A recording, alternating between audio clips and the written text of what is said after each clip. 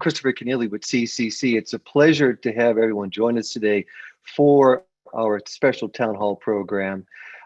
Welcome to Toronto, to Johannesburg, to Athens and Paris. Welcome to New York City, to Brussels, to Oslo, and to Ibadan, Nigeria, among the many places who are joining us today on this special program. And it is a real pleasure, as I say, for you to join us. For more than 40 years, Copyright Clearance Center has created unique solutions that connect content and rights in contextually relevant ways. Today through software and professional services, but in the beginning with the equally disruptive technology of the photocopier. From our headquarters in Danvers, Massachusetts, outside Boston, and in offices around the world across North America, Europe, and Asia, CCC collaborates with customers to advance how data and information is integrated, accessed, and shared, while setting the standard for effective copyright solutions that accelerate knowledge and power innovation. At CCC, collective licensing is the foundation of our work. The International Advancement Program, for example, is dedicated to the progress of collective licensing efforts around the world. This program is designed to complement the development activities of the International Federation of Reproduction Rights Organizations, IFRO, to which CCC also contributes as an IFRO member. We introduced the special program to provide assistance to RROs as they start to develop their operations and ultimately to help advance and support collective licensing around the world. Today's town hall is an occasion to celebrate and explore a special new publication from Copyright Clearance Center. Our guests on the program are all contributing authors to CCC's recent ebook, Creating Solutions Together, Lessons to Inform the Future of Collective Licensing. Their essays explain the inextricable link between licensing and publishing, the historic origins of collective licensing, and the establishment of CCC as a resource to help rights holders and licensees collaborate on copyright solutions that work for everyone. Creating Solutions Together is available free as a downloadable ebook. There are links to do so in your registration emails for this program. A little bit of background on collective licensing before we move on with the heart of our program. Over many decades, collective licensing has proven an effective and efficient approach to making copyrighted materials accessible. Collective licensing has made it possible for rights holders to expand their reach, the reach of their works, and to collect royalties for use of them on an efficient basis. The continuing need for the efficiency of collective licensing, even in the micro-transactional driven world of the internet, was made plain as recently as late 2018, when the US Congress unanimously passed legislation to create and regulate a new form of compulsory collective licensing for the streaming music field. The collective license offers a uniform set of rights across millions of works and enables the user to set up internal rules for these transactions that make it more likely the user and others will easily respect the rights holder's copyright rights. The first major collective license in the United States was offered in the early 20th century by the American Society of Composers, Authors, and Publishers, ASCAP. It was offered to bars, taverns, radio broadcasters, and other venues, individuals and organizations that needed access to the rights to perform a variety of music. Collective licenses of different kinds then followed, both voluntary and statutory or compulsory. With the development of the photocopier, voluntary collective licensing came to text publishing with ratification of its proprietary from a federal court appeals case against Texaco that began in 1985 and concluded in 1995. So to introduce now the first individual presenter, I want to welcome to the program Bruce Rich. Bruce, welcome. My pleasure to be here. It's what goes on. Don't worry. So for more than 30 years, Bruce Rich was a senior partner in the international law firm Weil, Gotshal and Manges, where he headed the firm's intellectual property and media litigation practice.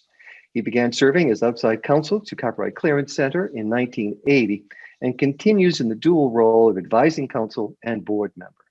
Bruce Rich is currently senior fellow at Harvard University's Advanced Leadership Initiative.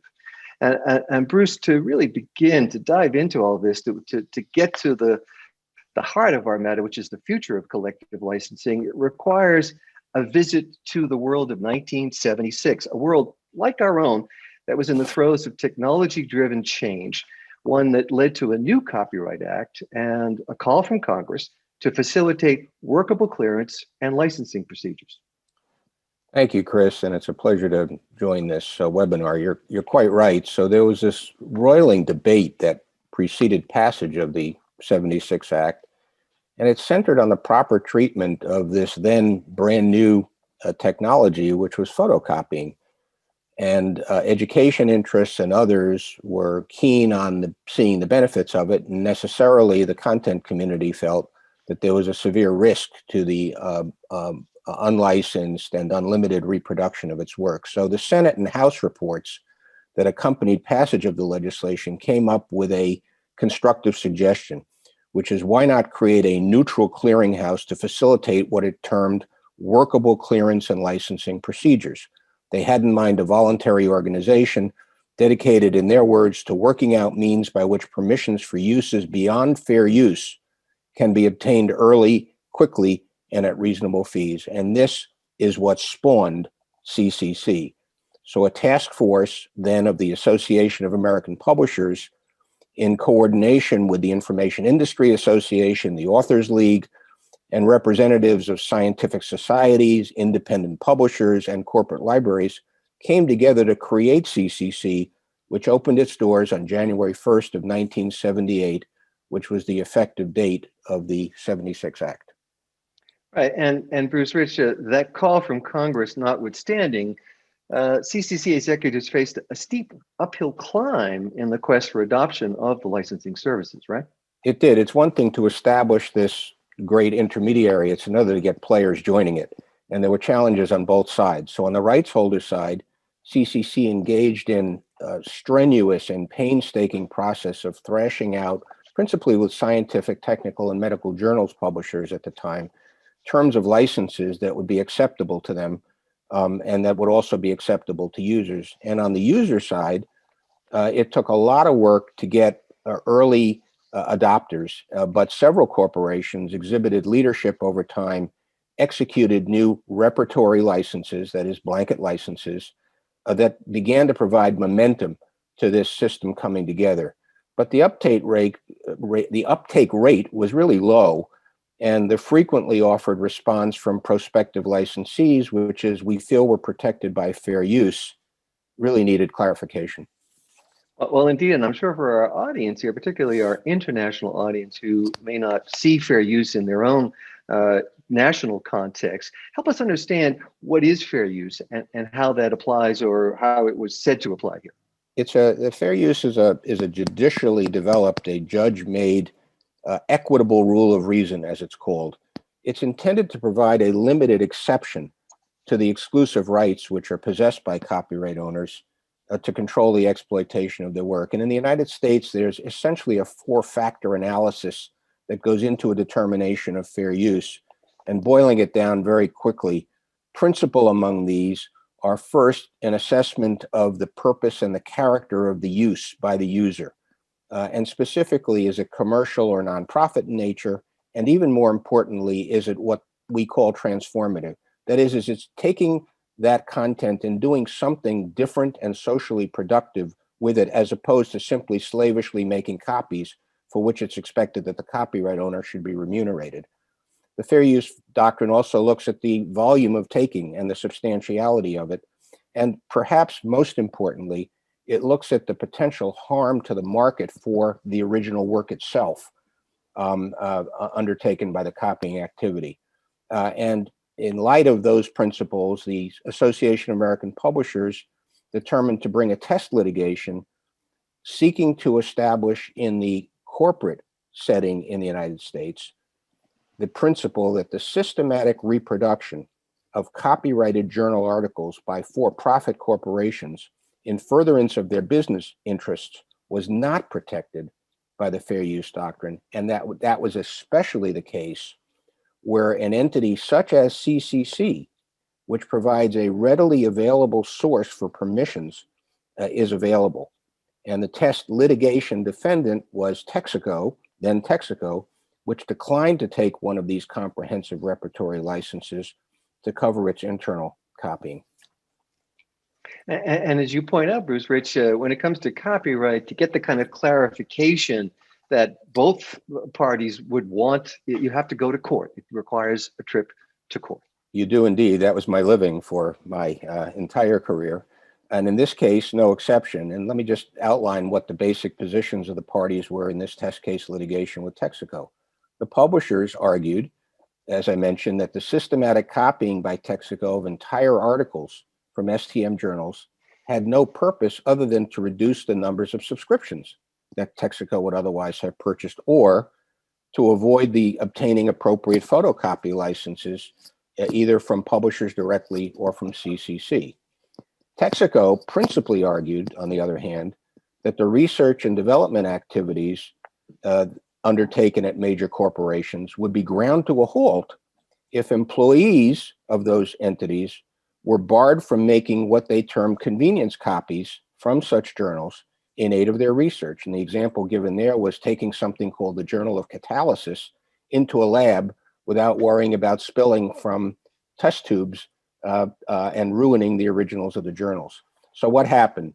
At both the trial and the appellate court level, Texaco's defense of fair use was rejected. The court recognized that its dominant purpose was, in its words, quote, a systematic institutional policy of multiplying the available number of copies of pertinent copyrighted materials by circulating the journals among employed scientists for them to make copies, thereby serving the same purpose for which additional subscriptions are normally sold or for which photocopying licenses may be obtained. In other words, Texaco's use was found neither to be transformative nor to be harmless to, in fact, potentially caused harm to existing markets for exploitation of the works by the STM publishers. Right, and certainly in the life of this organization, CCC, the Texaco case really was a watershed moment, Bruce. Chief Judge John Newman really supported strongly the publisher's argument that CCC had established this new paradigm for permissions when it began offering those photocopying licenses. It's absolutely right, Chris. Texaco constituted the first of really a series of fair use determinations by the courts, the outcomes of which turned pivotally on CCC and its unique role in the copyright marketplace. Quite remarkably, CCC found itself meaningfully shaping copyright jurisprudence, beginning with the Texaco case.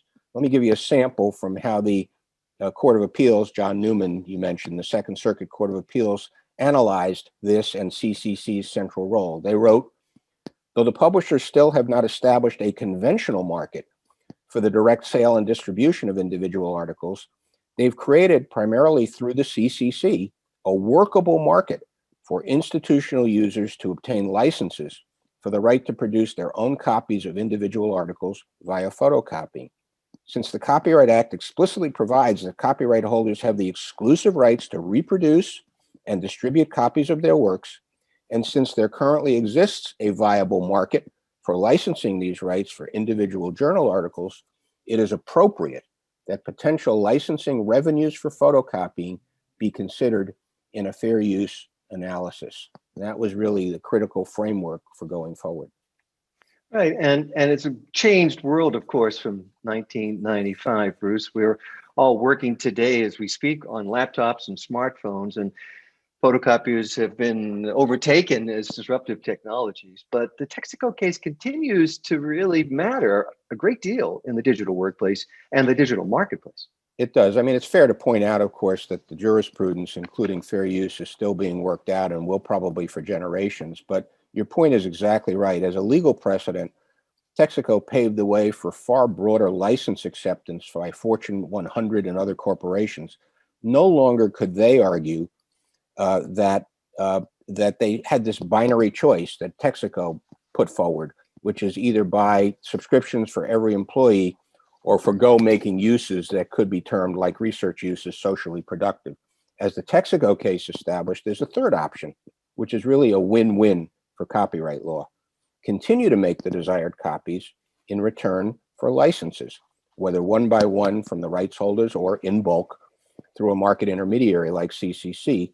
The payoff has been that today some 76 of the Fortune 100 companies are CCC licensees, and more than 50,000 entities operate under what is now called the annual copyright license. In sum, it's really no exaggeration, Chris, to suggest that the license programs that have been continuously developed and implemented by CCC have rationalized copyright law, minimized repetitious fair use disputes, and enabled lawful commerce in copyrighted works to proceed in myriad market settings. Right. And Bruce Rich, thank you for that. Bruce Rich, contributor to Creating Solutions Together. Remind the audience that you're here for a special town hall program. If you do have any questions for us, please use the chat at the center of the toolbar at the bottom of your screen. Let us know what's on your mind. If there is a question for a specific presenter, tell us that too. And Bruce, before we move on, I have to ask you to look back on the tremendous change, 1995, 2021. It's a dramatically different world, a different workplace, a different home environment. Just everywhere we look, we have been transformed by our digital tools. And I wonder, though, as an attorney, somebody who studies these things, how you feel about this, the lasting impact. Something like this, I know, legal decisions are all about precedent and sort of maintaining over time, but it really is remarkable. It's something tied to a photocopier, which has faded into our memories, really has made itself felt today in 2021. It seems remarkable to me. Yeah, it is remarkable and highly unusual, and a modest organization in terms of its public profile, which CCC has deliberately been. It demonstrates that in a field as fraught with potential disputes, line drawing, the complexity of what the concept of fair use means, the deep expense of litigation, the ability to bring parties together, to be a good faith marketplace intermediary, and to provably show through licensed programs that work and that have significant uptake, and importantly are reasonably priced in the marketplace, can have this lubricating effect on copyright law and can really make solutions work, and as I indicated, minimize fair use disputes. It's not to say they won't exist or that CCC or CCC type licenses can solve every problem. That's simply not the case. But with this experiment that began with the modest suggestion in the House reports to the present, it really has been a remarkable positive story, both for copyright law generally and for the role that CCC has contributed to it. All right, well, Bruce Rich, again, thank you so much. And I want to move on to our next contributor to Creating Solutions Together. I want to welcome to our program right now, Mark Seeley. Mark, welcome. Thanks for having me, Chris. Well, we're delighted you can join us. Mark, as I said, is a contributor to our ebook, and he consults on science publishing and legal issues through SciPub Law. He retired in December 2017 from his position as Senior Vice President and General Counsel for Elsevier. Mark Seeley teaches international intellectual property law as adjunct faculty at Suffolk University Law School in Boston. He's also a CCC board member. And, Mark, collective licensing is the operative phrase for our program today. And I have to sort of go to something which I discovered just recently. That is the IP Hall of Fame. The IP Hall of Fame is organized by IP business media platform IAM, and they've inducted, among many others, Thomas Jefferson and Thomas Edison, as well as French novelist Victor Hugo to their Hall of Fame. And there's an interesting story behind all of that, because the creator of Les Miserables and The Hunchback of Notre Dame, he won his place in the Hall of Fame for his leadership role in development of copyright in the 19th century. Yeah, Chris, I was thinking a lot about Victor Hugo and the French composers and the Declaration of Human Rights that came out of the French Revolution. As I was working on the chapter of the book, I think in a way I was kind of tasked with doing a bit of history and a bit of the discussion of the past, although I couldn't help myself and jumped forward a bit to the future as well. So I was thinking about these folks, and I was thinking about the connection between copyright, or the European author's right tradition that emerged in the 17th and 18th century, with the establishment of collective license organizations in the latter part of the 18th century. So there was a whole lot of effort made by authors and composers, and particularly those French authors and composers that formed the first collective licensing organizations in France. They focused a lot on creating first those individual rights, and then sort of looked around to see how they could make those rights more effective, how they could amplify those rights. And they looked at two things. One is to amplify their voices together by making collective organizations and providing some collective licensing for that, or at least collective negotiations. But also at the same time, and I think this is why Victor Hugo was inducted in the Hall of Fame, as you mentioned, to advocate for protection across national borders. So Victor Hugo is famously associated with the Berne Convention and had a lot to do with the creation of organizations of authors and composers that advocated for international protection through Berne. So it's all related in that interesting way. And it's interesting also to point out that those collective organizations occur just a few decades after the authors and composers are provided explicit and clear individual rights.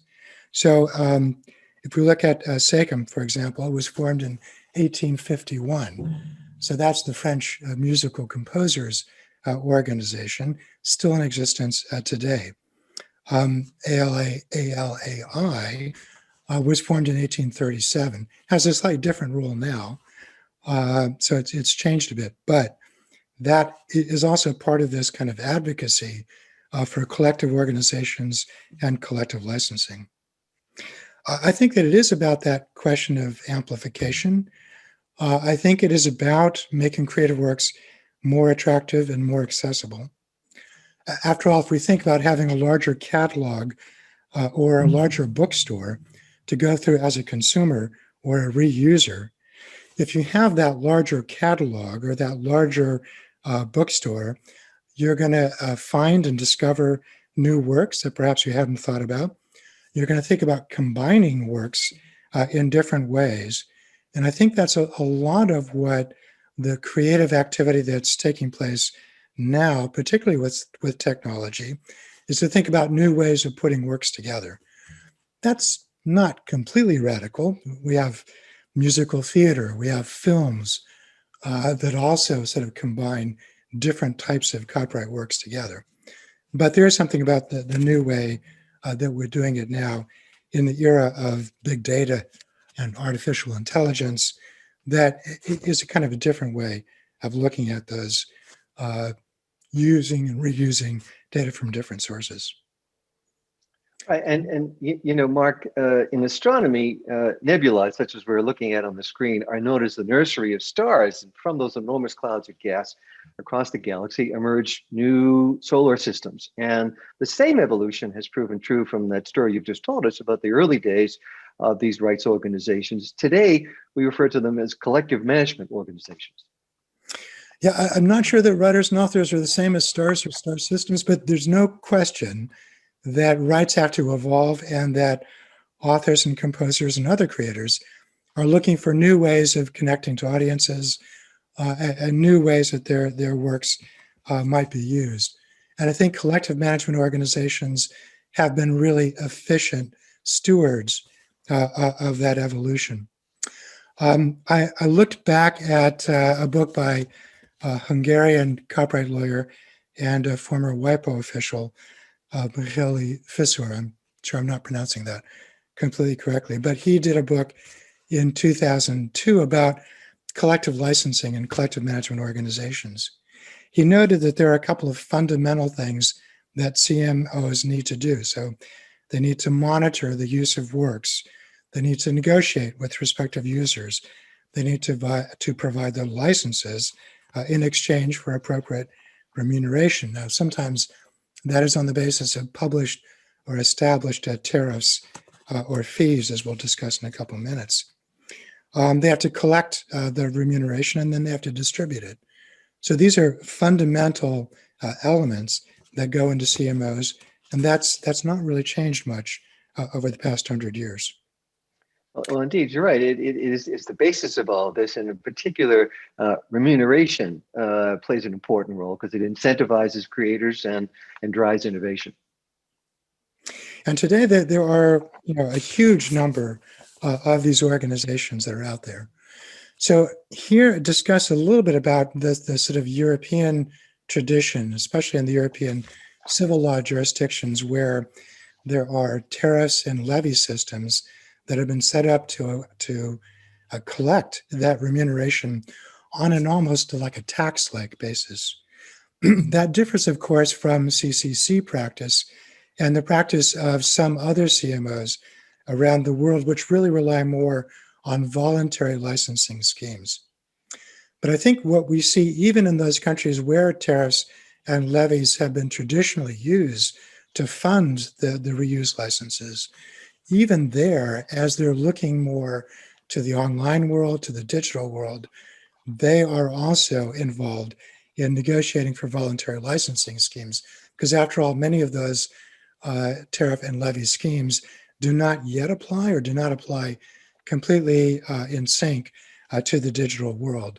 So there's a bit of a hybrid that's starting to develop there. But all of these processes has meant a very significant amount of money. 2018 is the year in which we have the most amount of data for CMOs. And there we see, and this is published in IPA and WIPO reports in particular, we see about 18 billion in CMO revenues for music and text. About 1 billion of that is for publishers and text-based works. And if you think about the reported figures for global revenue for publishers, which of course also includes authors, of being around 50 billion, 1 billion in royalties is a fairly substantial amount. And that is an amount which is steady, relatively secure, and which is growing steadily. So it's quite important to look at that remuneration scheme. Right. And Mark Seeley, collective licensing is especially effective when it comes to these high volume repeated instances of copying or redistribution. And that's really how we come to have what is sometimes called a blanket license. Yeah, blanket license is something which covers a variety of uses and may cover a number of different users within a given license.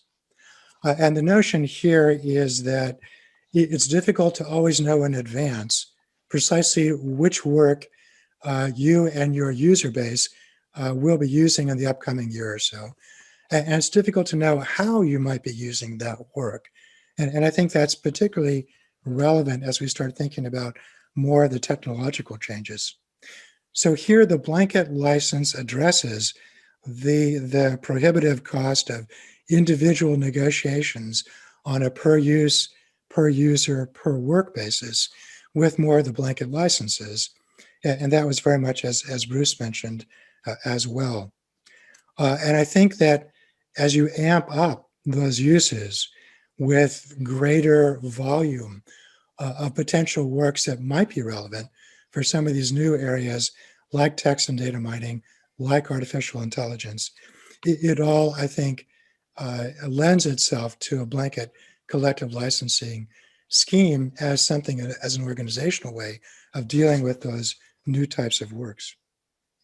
And it's an interesting relationship that copyright has with technology, Mark. It is one that has presented over time a great many challenges for copyright law and continues to do so today. Yeah, I mean, even the old printing machine by Gutenberg was a new technology at some point.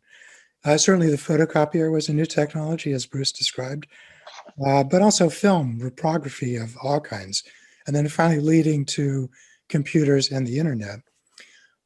So computers and the internet were very much a feature of the discussions going on in the 1990s about the WIPO copyright treaty, the US implementation of that in the Digital Millennium Copyright Act, and the Information Society Directive in Europe. All of those had to do with the idea of we need to protect our rights, if you will, on the internet and in the online environment to ensure that kind of incentivizing aspect continues into the future. But we also may need to think about ways of providing some protection for the responsible technology platforms. So we refer to that in the DMCA context as a notice and takedown process, where technical platforms, if they are informed about infringing activity by their users, take certain actions in a prompt way. And of course, that's also been looked at in the European context in the relatively new digital single market, which is something of a, it's not quite a rebuke, but it's something of a challenge, saying perhaps we haven't got that sort of balancing quite correct.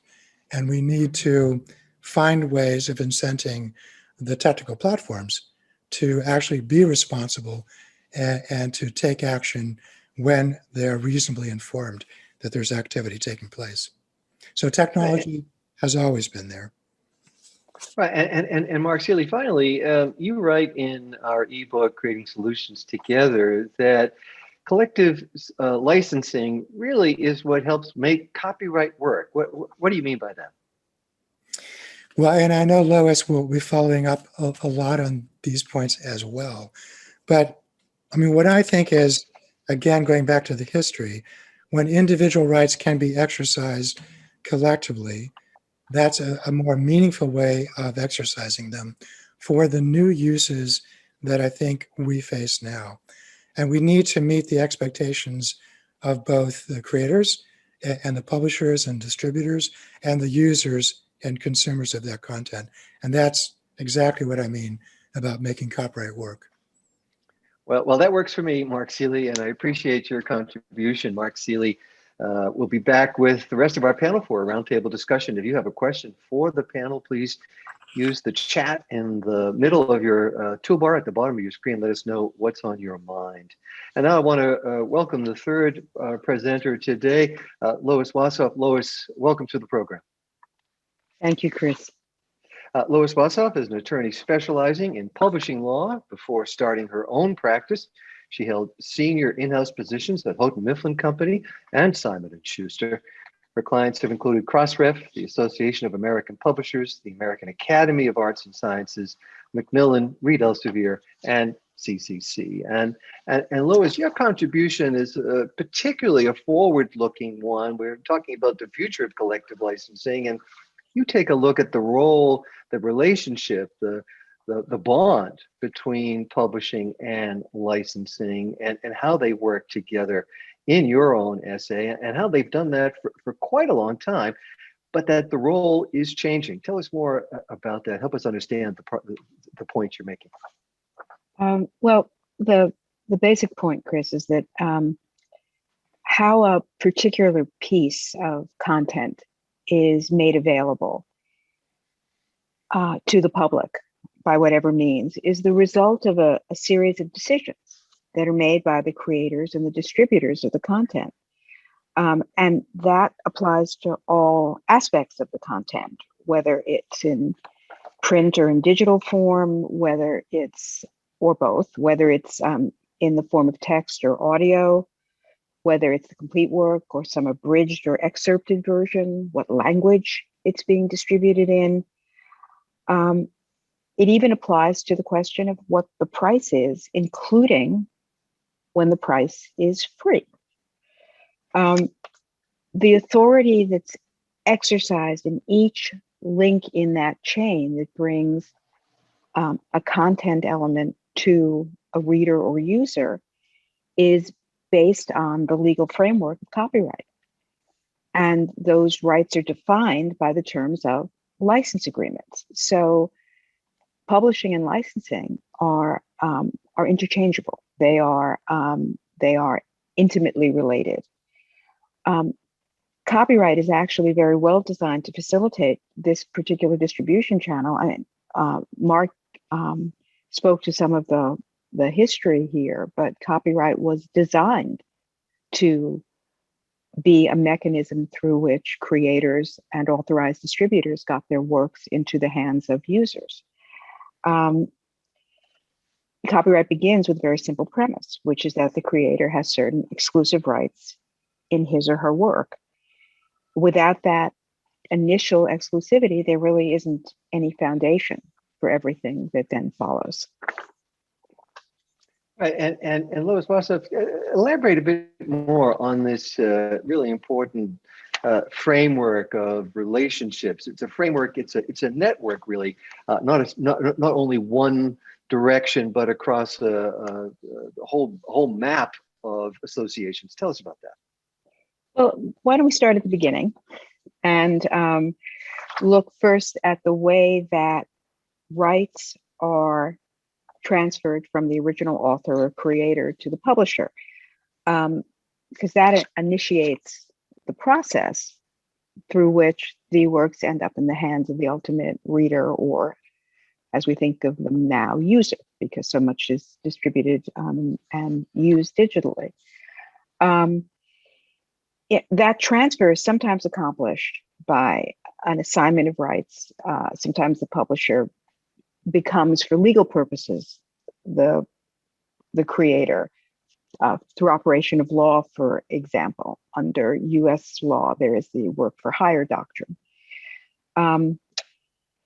But for most other works, that chain begins with a contractual transfer, a publishing agreement, a license between the creator, the author, and the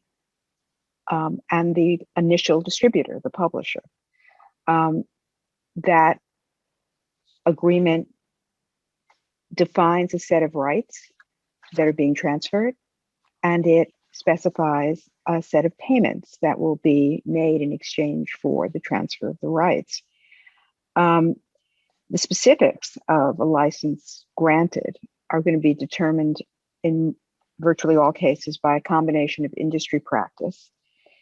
Publishing has no shortage of industry practices in this regard, and individual negotiation, individual leverage in negotiation. The creator may, for example, limit the exclusive rights that are being granted by geography, by format, by language. The creator may also retain certain exclusive rights, like the right to license derivative works or adaptations, such as movie and stage versions.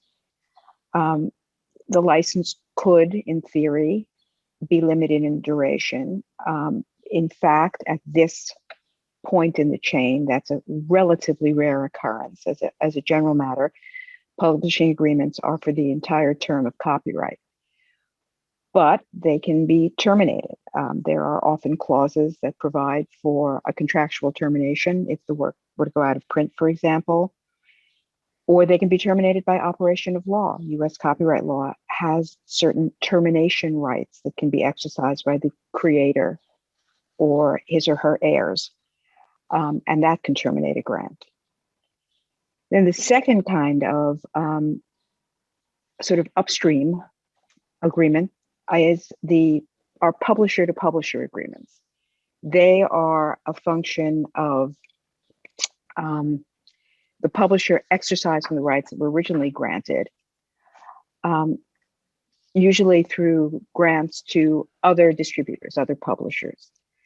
The original grant will include a grant of the primary right, which is typically the right to produce the book, the work in book form, which now can often include digital as well as print forms. Other rights that are granted to the publisher that are not exercised directly by the publisher, but are exercised through downstream licenses are called subsidiary rights. And they can include things like foreign reprint rights, translation rights, periodical or serial rights, book club edition rights, excerpt reuse rights, which are important, rights to do special editions. again, this is an area where there's a lot of industry practice. These rights can be very important. The right to publish works outside the country of origin, for example, are very important, and they're licensed by territory and by language. Those kinds of agreements very often do include a term of years. And then we kind of move further downstream. We get into the kinds of licenses that are directly relevant to what Mark and Bruce have been talking about, and that's reuse licenses and the licensing of excerpts for certain purposes. The terms of the kind of licenses I was talking about before, the original publishing agreement, the subrights licenses, those are, again, determined in part by industry practice and by individual negotiation. And there are certain excerpt licenses that are also one-off licenses that are distributed similarly or negotiated similarly. But there are a lot of licenses in this area that really lend themselves to collective administration. The kind of reuse licenses that you see that are individually negotiated are for things like reproduction of an excerpt of a book in an anthology, or the use of materials that appeared in one work in a new work. Those tend to be handled on a more one-off basis by publishers. They can be complicated because they can involve approvals. They can involve a different level of review. But then there are many, many other types of reuse licenses that really call out for a form of centralized management. And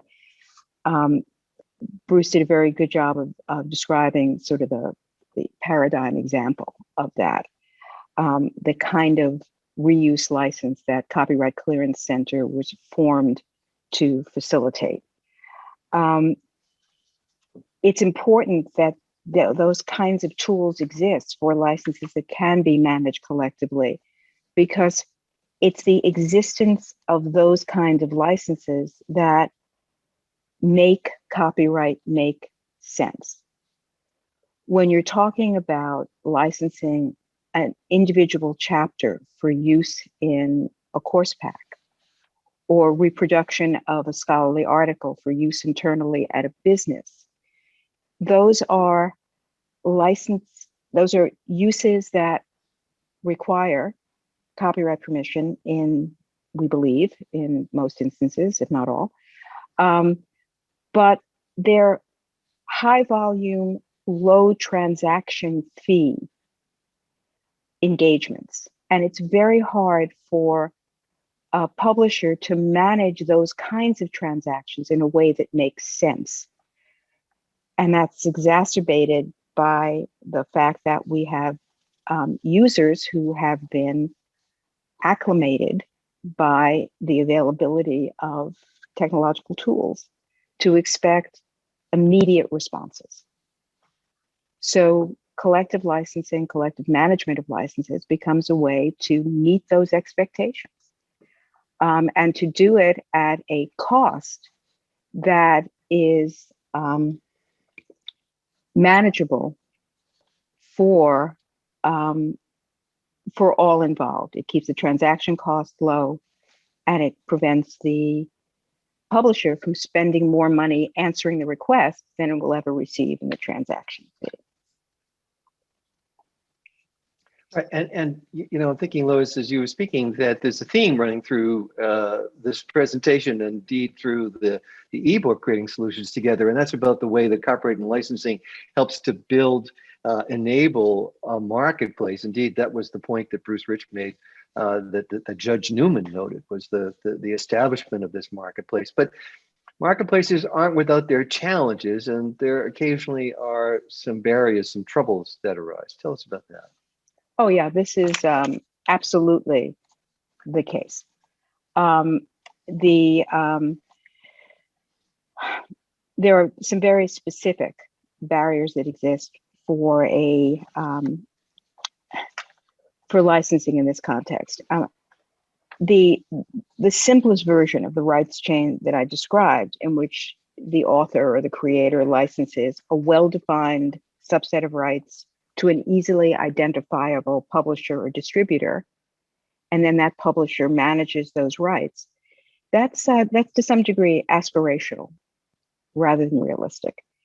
Those circumstances exist, but it is not uncommon for there to be difficulties in locating the owner. Consolidation in the publishing industry over the last several decades has meant that the original publisher may no longer exist. Its list may have changed hands many, many times.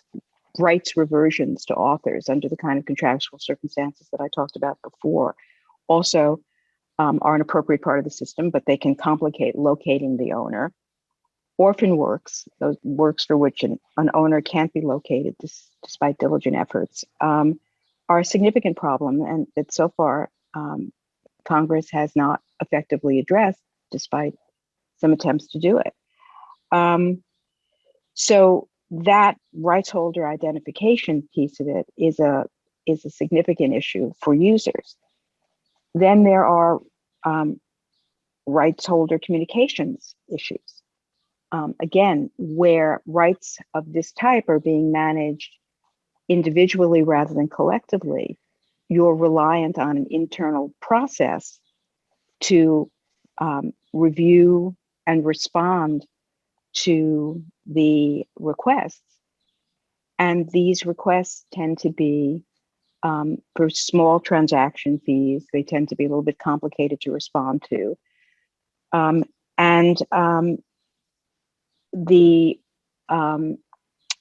The rights holder receiving the request may also have trouble defining the underlying rights in the grant or finding the original owner of the rights if they've reverted. So communication can be kind of slow, and that's enormously frustrating. And that really creates issues, particularly in this world that we live in, where people expect immediate responses and can get them in other circumstances.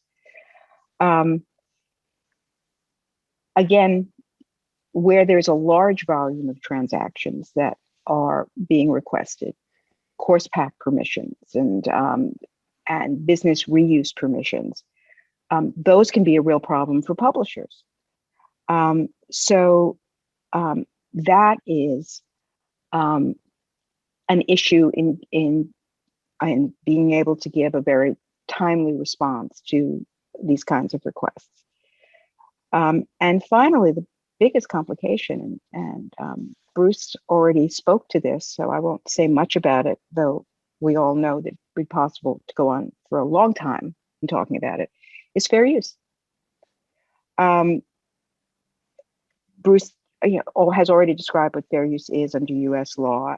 It's intended to function as a kind of safety valve in copyright. It's an important part of the copyright law. And despite the attempts at times to present fair use positions as always being adversarial, I don't know of any publisher that isn't a strong supporter of fair use and doesn't understand that appropriate fair use is critical to the ability to create new works and to the ability to advance knowledge. But as Bruce described, the doctrine has the advantage and the disadvantage at the same time of being flexible and at times uncertain of application. So it is sometimes a problem for licensing where users apply different interpretations of when an actual license is required. Right. And Lois Wasoff, finally, this whole digital disruption that is taking place in our entire world, but especially in publishing, it is disrupting relationships. So this isn't just about replacing physical books with digital downloads. What we're talking about here is a disruption to the system and to the various relationships that you've been describing, relationship publisher, author, and user. And I want to ask you about that. And briefly, what are the implications for collective licensing?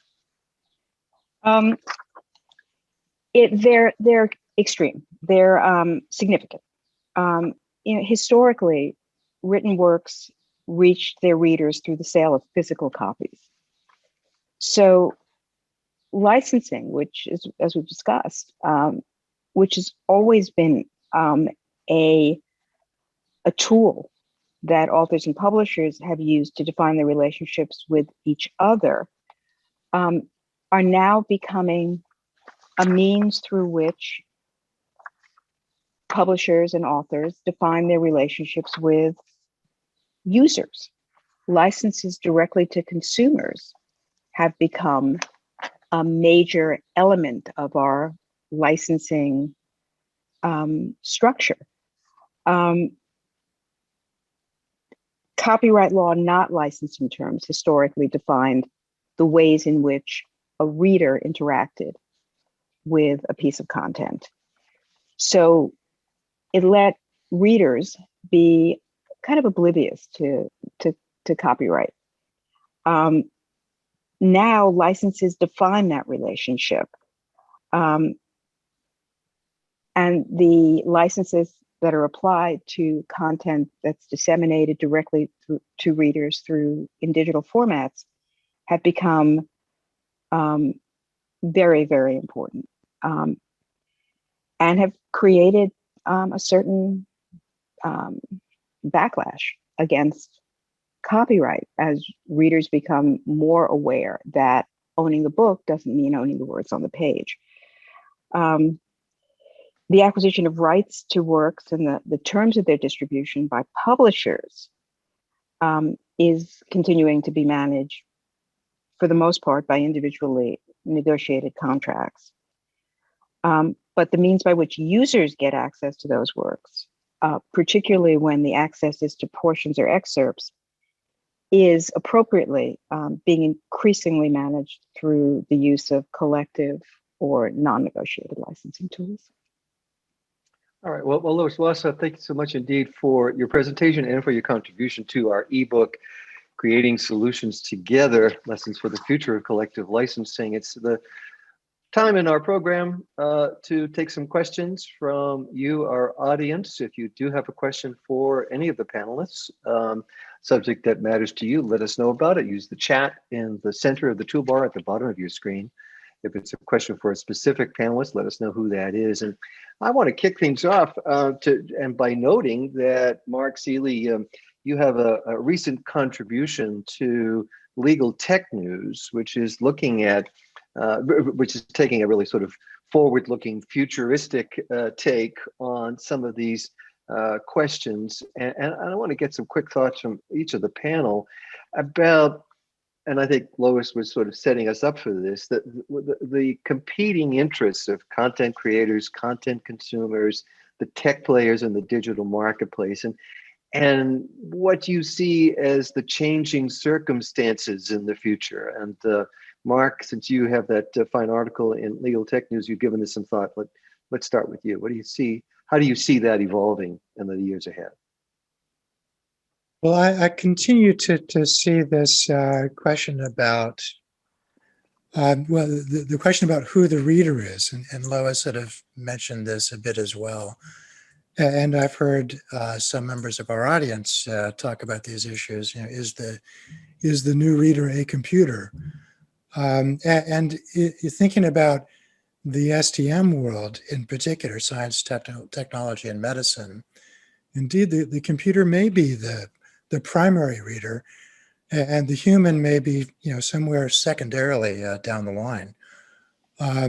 So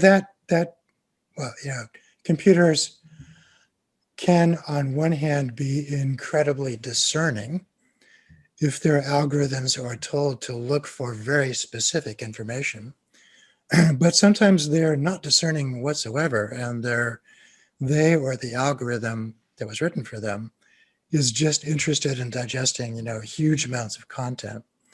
And so there are kind of two I think, motivations or two threads that are going through this idea of the computer as a reader. Interesting.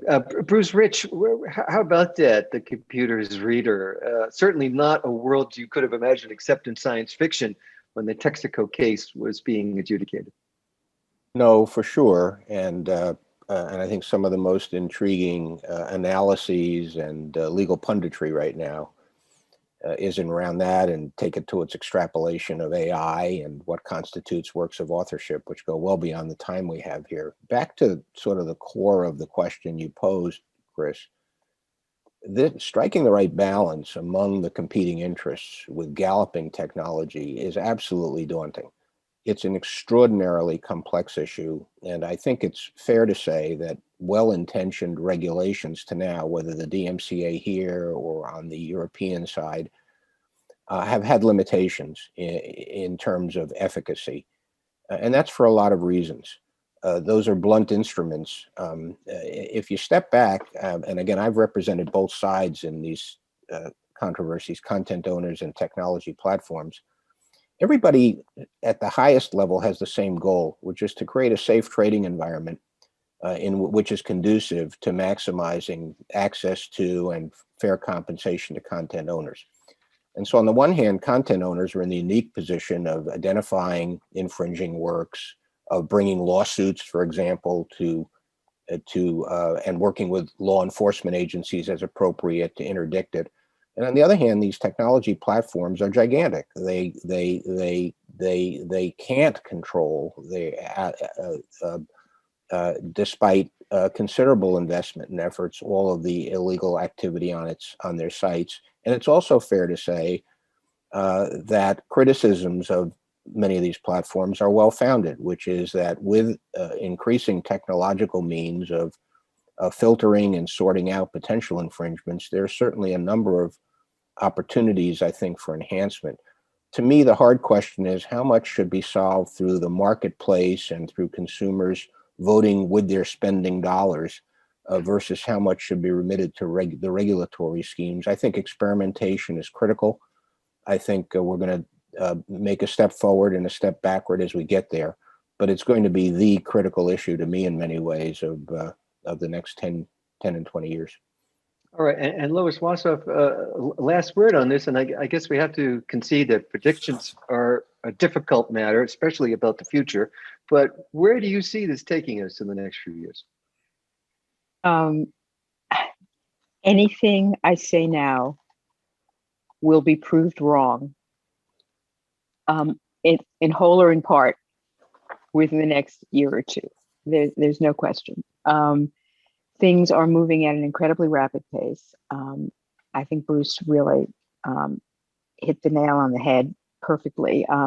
The idea of developing practices through experimentation is a good one, but at the same time, you have to think about how much damage will be done during that period of time. We've watched, while the experimentation is going on, we've watched just massive changes take place in how the public generally and the copyright stakeholders, not just rights holders, but academic institutions, libraries, how they think of copyright protection. And again, we're running out of time.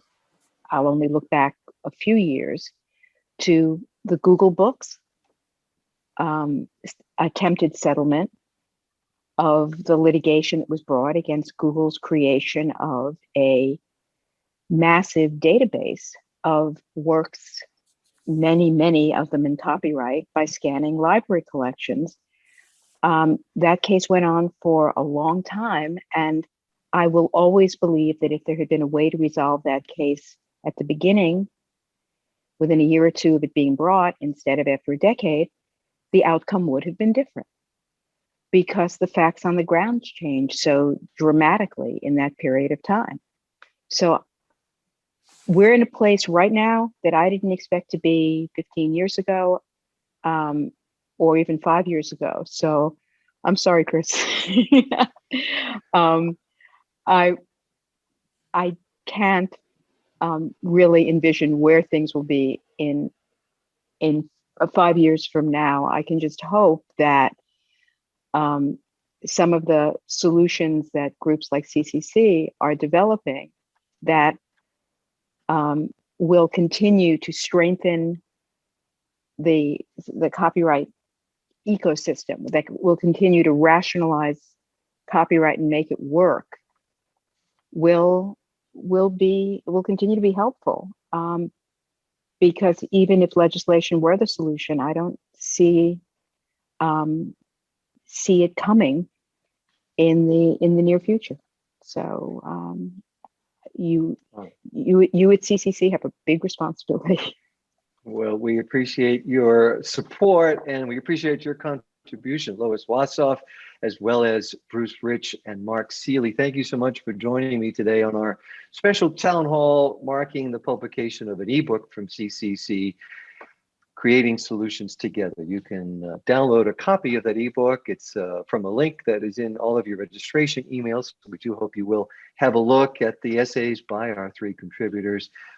I want to urge you as well to continue to follow these particular issues and others on Copyright Clearance Center's blog and podcast, Velocity of Content. You can have a look at that and subscribe at copyright.com/blog. As always, too, don't hesitate to follow us on Twitter for the latest news from CCC and about copyright around the world.